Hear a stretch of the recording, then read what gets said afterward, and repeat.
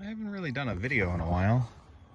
So, well, here we go. I got a roll of Agribon. This is called row cover. So, it's a secret weapon for gardening in the fall, the winter, the spring.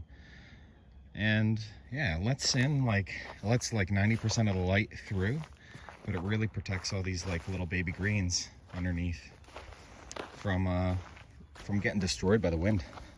So here we go. Nothing crazy. There's some radishes and some lettuces and some little carrots that were started a few weeks ago. More of those radishes. There's carrots too.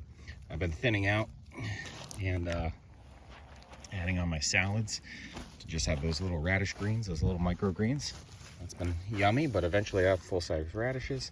Let's see, we got some cilantro, and there's some good boy kale under there.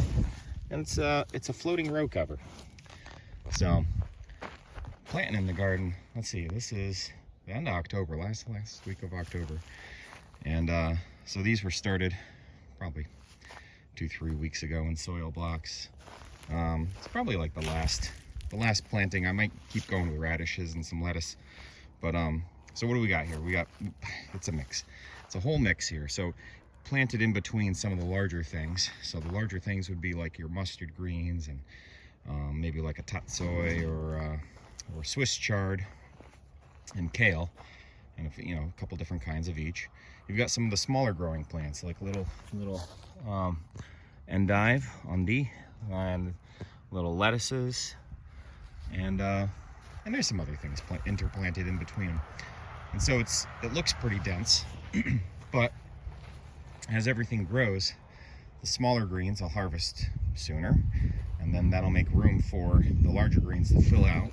And the same thing, can't even see it, but I had radishes planted in this little block, and so don't leave any empty space, so I put in some more stuff today. So again, same like little soil blocks. We got little lettuce plants and Swiss chard, more Swiss chard, and so it just protects everything.